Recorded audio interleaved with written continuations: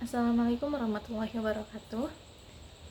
Di sini saya akan em, membuat video untuk tugas UAS mata kuliah metodologi studi Islam, yaitu membuat resensi atau ringkasan dari materi pertama hingga materi terakhir menggunakan bahasa Inggris. Sebelumnya, perkenalkan, nama saya Riza Tazkiyaturrahma dengan nomor NIM 205-24038 dari kelas Tadris Bahasa Inggris A. Nah, for the first material or the first meeting is pengantar metodologi studi Islam. Methodology is the study of methods or systematic ways of gaining knowledge.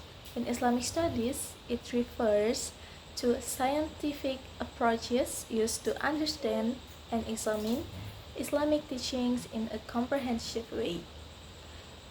Studying Islamic methodology has three main aspects. The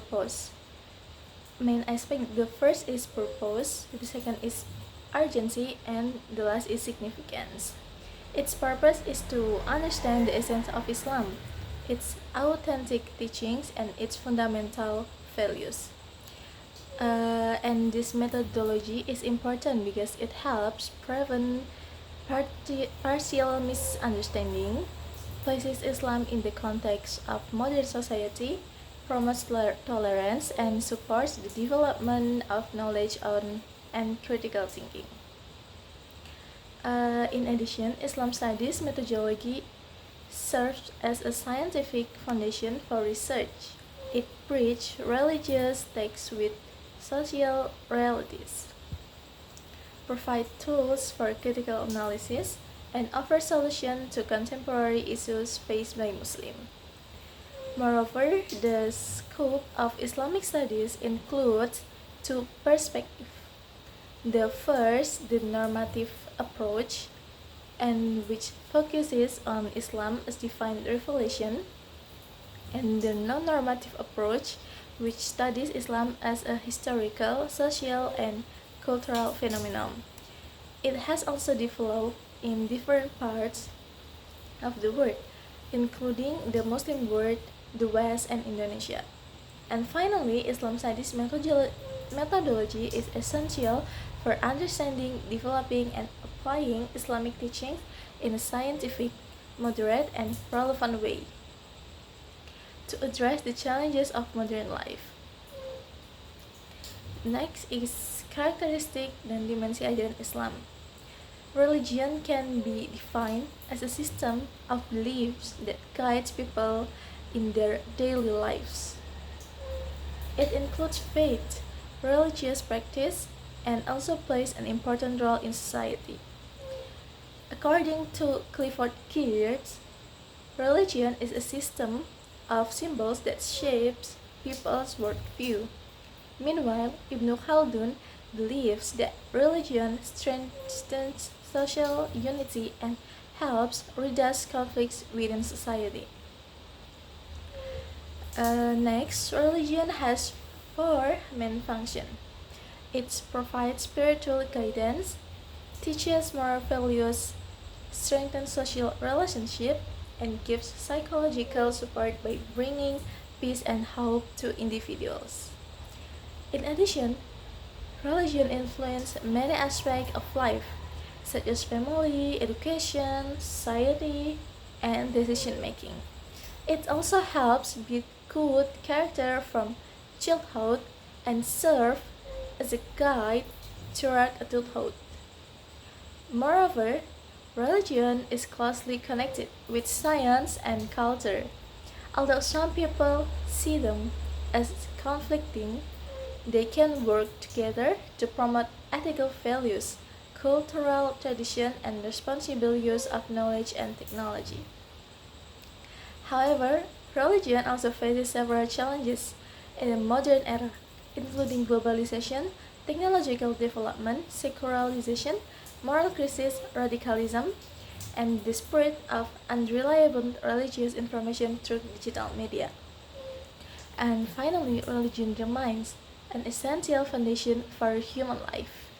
It shapes moral character, strengthens social harmony, and helps people live meaningful and ethical lives despite modern challenges. And next, Islamic teaching consists of two main aspects, characteristic and dimension. The characteristic explain the nature of Islam, while the dimension describe the main areas of its teaching. The characteristic of Islam include Robbaniyah, which means Islam comes from Allah. Shumuliyah, meaning Islam covers all aspects of life, and Wasatiyah, which emphasize balance and moderation, and Insaniyah, which upholds human dignity and compassion, and last is Alamiyah, showing that Islam is universal and relevant to all people. Furthermore, the dimension of Islamic teaching began with Aqidah, the foundation of faith and belief in Allah. Then, Ibadah refers to acts of worship that bring Muslims closer to Allah, while Akhlaq focuses on good character such as honesty, respect, and kindness. Islam also covers broader aspects of life, including knowledge and culture, education, social life, economics, and politics. This dimension guides Muslims in building a balanced, ethical, and responsible society. And finally, Islam is a complete, balanced, and universal religion. Its characteristics and dimensions provide comprehensive guidance for both personal and social life, helping Muslims achieve success in this world and hereafter. And next, in the meaning 5, the word Islam means peace, submission, and safety. As a religion, Islam is based on Aqidah, or faith, and Ibadah, which refers to acts of worship performed for Allah. And culture refers to the value, tradition, language, art, and custom that develop within a society. From this perspective, Islam is not only a religion but also a cultural phenomenon that interacts with local tradition and society life. Islam spread through peaceful processes such as trade, education, marriage, and da'wah. As a result, Islamic teachings blend with local cultures without eliminating their positive values, creating a process of cultural acquisition. In addition, Islamic values can be seen in many cultural expressions, including religious tradition, architecture, art, music, clothing, literature, cuisine, and education. And examples in Indonesia include sekaten, grebek maulud, wayang kulit, and selamatan. However, the interaction between Islam and culture has both positive and negative impacts. On the positive side, it strengthens moral values, literacy, and cultural identity. On the other hand, it may lead to syncretism, ritual formalism, or conflicts over cultural interpretation if not understood properly. And finally, preserving local tradition while maintaining Islamic values help strengthen national identity. Therefore, Islam and culture can coexist harmoniously and enrich society when balanced wisely. And the next is the meeting 6. A method is a systematic way of understanding something. In Islam studies, it refers to scientific approaches used to study and analyze Islamic teaching based on the Quran and Hadith. Next, the methods of Islamic studies have developed throughout history. They began with study of the Quran and Hadith and later expanded to include Arabic linguistics, history, philosophy, and the translation of foreign knowledge, enriching Islamic scholarship. There are several approaches to studying Islam. The rational method emphasizes logic and reasoning. The traditional method relies on the Quran and Hadith, and the spiritual method focuses on inner experience. In addition, there are the synthetic, historical, and sociological methods, each offering different perspectives for understanding Islam. These methods help people avoid misunderstanding, distinguish authentic Islamic teaching from cultural practices, develop open-minded thinking, prevent fanaticism, and keep Islamic studies relevant to modern society. And finally, Islam should be understood not only as a religious thing, but also within its social and cultural context. Therefore, using various methods provides a deeper, more balanced, and comprehensive understanding of Islamic teaching. And the next is meaning 7 is religious research is the scientific study of religion. It aims to understand religious teachings, expand religious life in society, and solve religious issues. The research focuses on religious texts, practices, and communities. It commonly uses qualitative method and textual studies of the Quran, Hadith, and other Islamic literature, and religious research can use sociological, anthropological, and historical approaches. There are two main types: religious research, which focuses on religious teaching and doctrines, and religious studies, which examine religion as a social phenomenon. Researchers may take an insider or outsider perspective. Common research models include theological, historical, sociological, anthropological, and phenomenological approaches. Overall, both types of research help people better understand religion and promote harmony in society. And in the meeting 8, tafsir research is the scientific study of the interpretation of the Quran.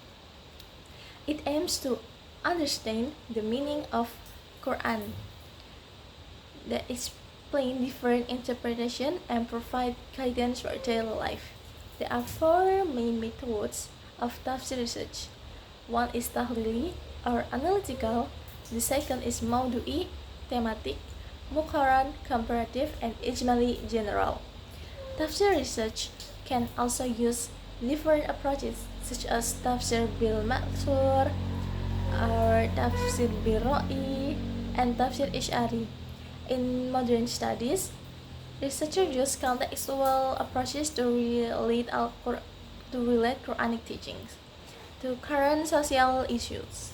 Other research models include the study of Muslim scholars, the Living Quran approach, and philological studies of classical manuscripts.